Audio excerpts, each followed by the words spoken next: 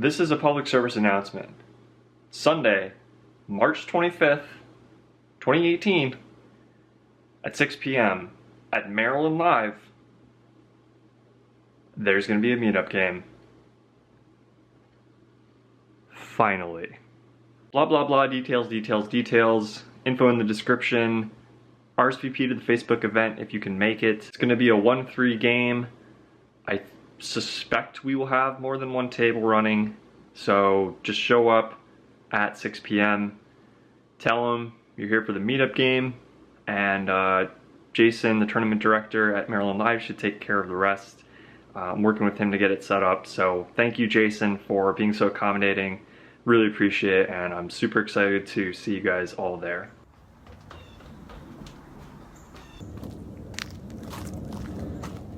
Perseverance is doing what you can't to prove that you can, and then doing that over and over and over. The idea of perseverance, this concept of succeeding or achieving despite failures, despite repeated failures, an ongoing effort, not just a concerted effort, but an ongoing one. This idea of improvement in spite of failure. It's really important to me. This idea that failure isn't the end of something, but instead, just the first step.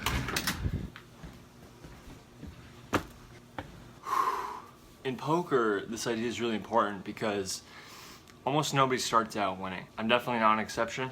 I failed a lot. Failed a lot before I was a winning player. It took me a long time, and I'm certainly not, where I want to be in terms of ability, in terms of the stakes I'm playing, in terms of how much I'm winning, the tournaments I'm able to enter, all this stuff. So, man, that's loud. You think I should wait for the dishwasher to finish? Amateur hour up in here. A lot of times I get questions like, Matt, how do I get better at poker?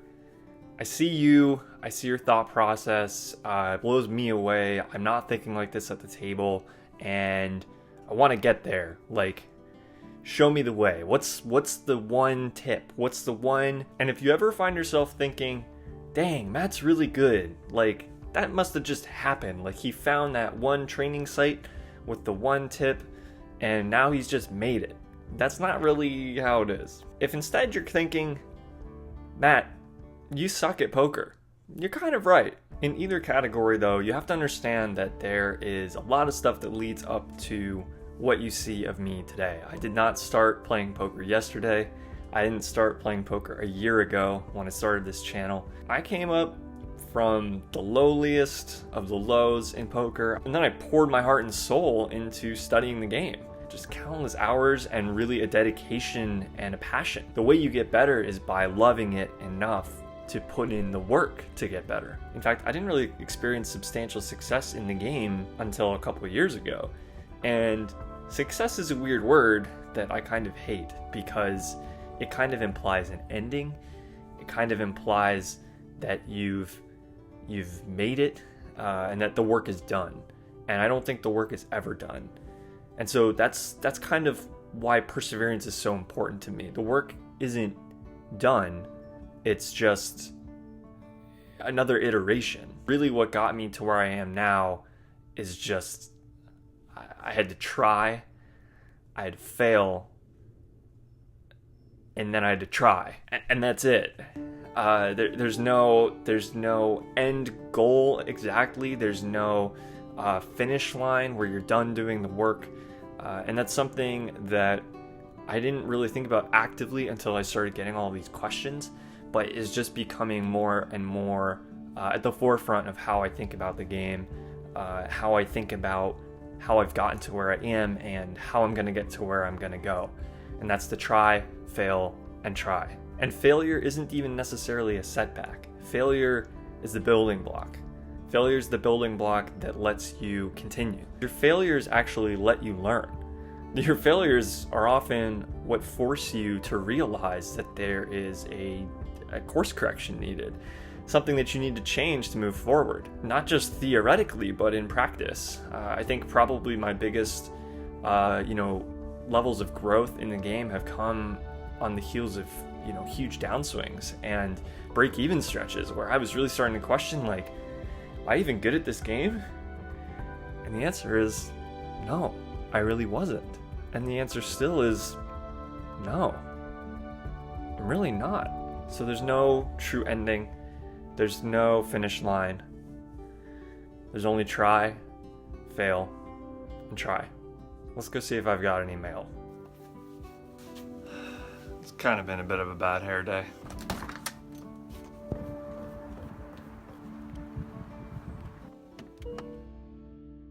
Be right back.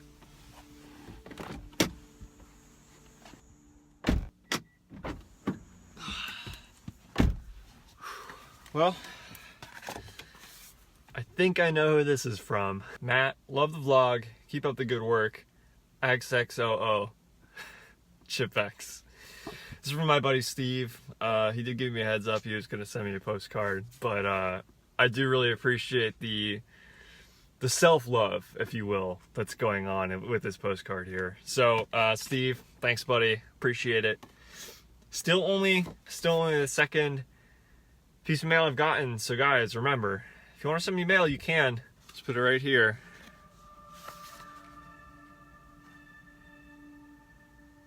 Just send it right there. I'll get it. Today is Saturday. I've got a big day planned, yet I am already behind schedule. Surprise, surprise. It's about 2:17 p.m. now. I just finished a workout and lunch. I gotta go shower. Head to Maryland Live. Gonna play for probably just a few hours there, and then head to a home game. Yeah.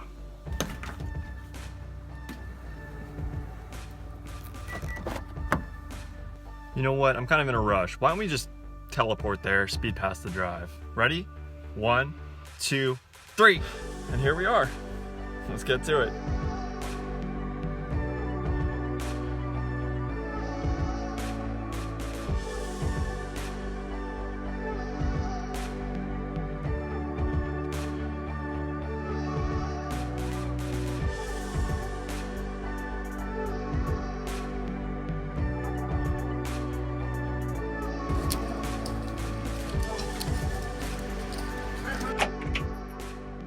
Here's the deal.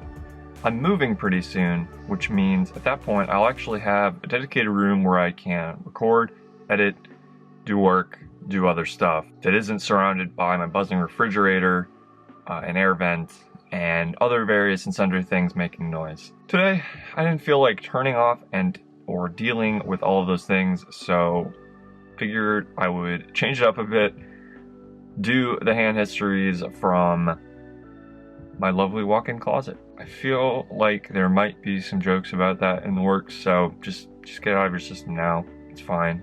It's fine. Anyway, this first set of hands is from Maryland Live. Played 2-5, and it did not go well. Let's get into the hands. I win about 4 hands without showdown, either pre-flop or on the flop, and then this hand happens. A tight player in middle position raises to 20. The hijack and the cutoff both call. I'm on the button with King 9 of diamonds, and I decided to overcall. The big blind calls as well, so I think we go 5 ways to a flop. I think it's something like that. Flop comes down Queen 10 7 rainbow. I have a gut shot. The big blind leads for $25. Middle position opener calls. The hijack calls, and I just call as well, which could be a little bit suspect. This could be a little bit weak. When I hit my straight, I won't necessarily have the nuts, given that the preflop raiser is in there and didn't raise, so I don't think the preflop raiser really has overpairs. I think he could easily have something like ace-king. So I think I should just be letting it go here, but I do decide to call. The turn is an offsuit 6, which gives me a kind of weird double gutter now. Ends up checking to me, and I could potentially stab here, but I just ultimately decide to check. I think I'll probably get a call from at least one spot if I bet here, and will probably be forced to bet the river, so I check it back. The river's an 8, which gives me kind of the lesser of the straights. Big blind leads for 20, which feels very blocker-ish. Middle position now raises to 120. Hijack folds, and it's on me. Not super pleased with this situation, but making my straight, and with only really Jack 9 beating me. Is that right? Queen 10, 7, 8. Yeah. With only Jack 9 really beating me, it seems like I have to call, even though it's for a chop. The pot's gotten reasonably large now, and given big blind size, I don't ever expect him to be bet 3-betting this river. I guess it's possible if he has Jack 9, but if that does happen, I will just fold. There's really just no way he could have a worse hand at that point. I call. Big blind ends up folding, and sure enough, we get shown the Jack 9 suited from middle position, who I was actually a little bit surprised in the moment that he raised that hand from MP. So, live and learn, I guess. In this hand, early position limps in, small blind bumps it up to $15. I'm in the big blind with pocket 9s, and I choose to call. Early position calls as well, so we're going 3 ways to a flop. The flop is 8-7 deuce, and small blind checks. I decide to bet $35, and early position makes the call. The turn is an offsuit 5. I bet $65 now, and early position calls once again. The river is an offsuit 3, and I think I have a pretty interesting decision here between checking and betting. If I check and I face a bet, I'm in a kind of weird spot, but if I bet and I get raised, it's a pretty easy fold. That being said, I'm not 100% sure I can get called by worse by betting. An 8 would be pretty uncomfortable in this spot by now. I did decide to put out a bet. I bet $120, and early position folded. So we're going to take that one down. Obviously had the best hand, but not sure what early position called, and eventually folded. I think check calling might be a better line just because that lets them bluff with missed draws, but at these levels people don't always go for it with missed draws, so I don't really hate my bet. In this hand, early position limps. I'm in middle position with ace-3 suited, and I bump it up to $30. The cutoff calls and the button also calls. They're both kind of tight players. The flop comes ace-queen-7 rainbow, and I like to check.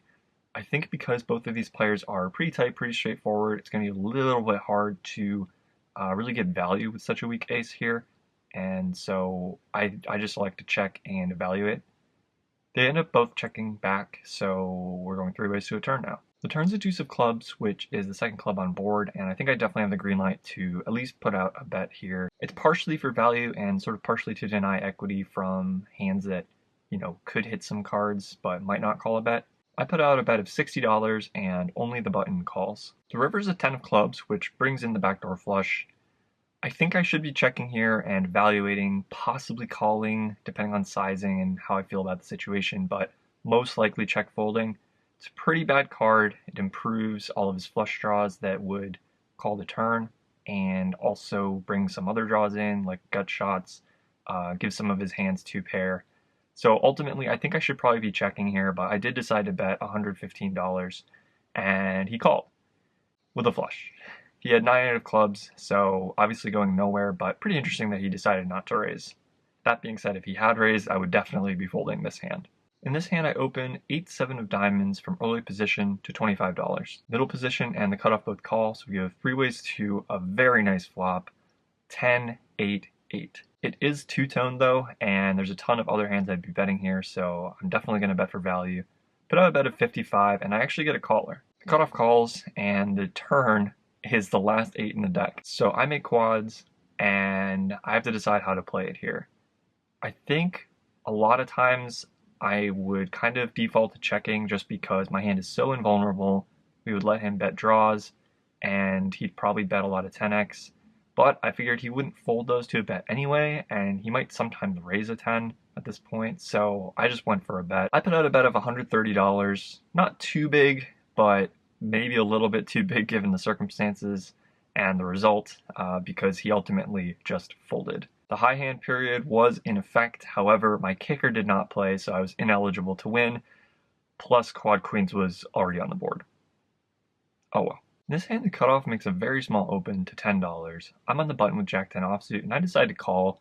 I kind of prefer a 3-bet in retrospect, just because I think the big blind and often the small blind are going to come along here a lot, and it's just going to be easier to win the hand if I 3-bet.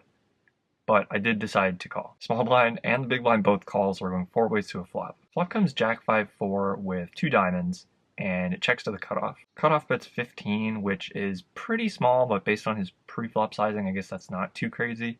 I decided to make the call, and we're going heads up to a turn. The turn's a 3 of clubs, and he now sizes up a little bit to 40. I decided to call again, but at this point, I'm pretty unhappy with how this hand's developing. Not feeling that good about my hand, and it showing down as the best very often. But that being said, I kind of just felt like I might be a little bit too strong, a little bit too high up in my range to fold yet. The river is one of the worst cards in the deck. It's a deuce, puts a 4-liner to a 6 or an ace out there, and I think it's reasonable for him to have several hands that would play this way. Hands like ace-jack, maybe even a hand like ace-5 could play this way, ace-4, ace-3. Even something like aces is possible, although probably less likely based on his sizing. I ultimately just decided to let it go. There's all kinds of hands that he might bluff twice to that beat us now, and you never know how someone might play a weird 6x. From the way the hand played out, I think most of his other value hands would be scared, so I discount those, but it's just hard to give him a lot of bluffs at this point. So I let it go, and he's just going to take that one down. After that, I'm off to the home game. It's a 1-2 game, but it's uncapped, which means I can buy in for whatever I want. The typical is somewhere in the neighborhood of like 100 to 300, but it tends to be the case that in these uncapped home games, people tend to buy in deeper the later in the night it is. Nice little 2-hour session there. In for 800, out for 469. So minus 331. Not exactly what I was looking to do, but you know, that's just how it goes sometimes. But now, headed over to a home game, so got another chance at it. It's going to be an uncapped 1-2. So we'll play a little smaller in the beginning, but probably get bigger by the end of the night. Let's try and make something happen. Let's go. I ran into it at a hotel. But you know the show office.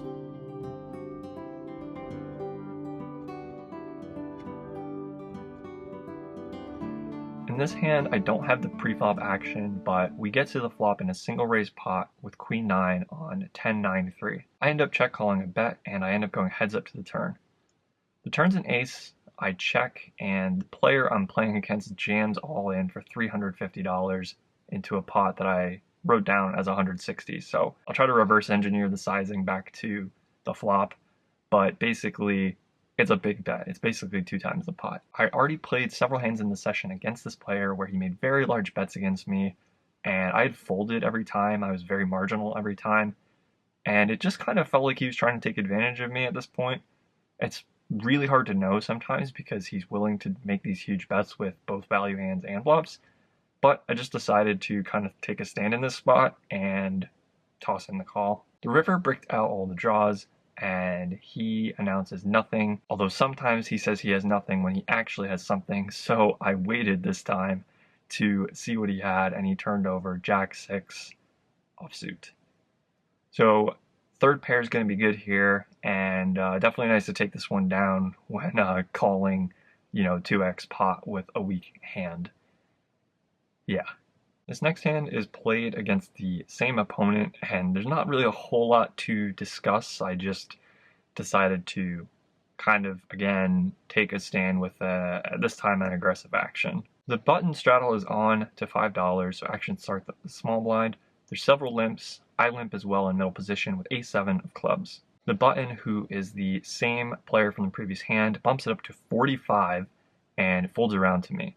He does this all the time, again, both with big and small hands, so I just decided my ace is probably good enough to get it in with here, and he's likely not folding anything that he raises to 45.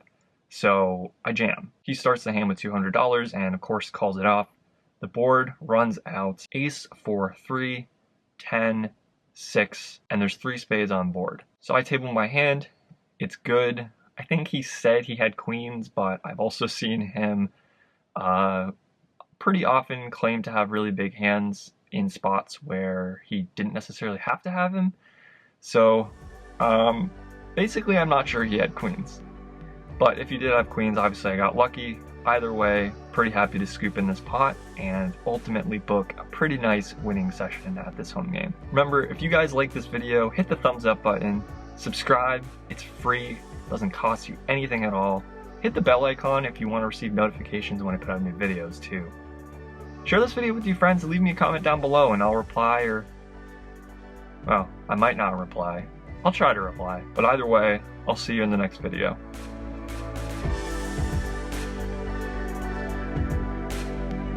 I ain't in your hand. I won't let you.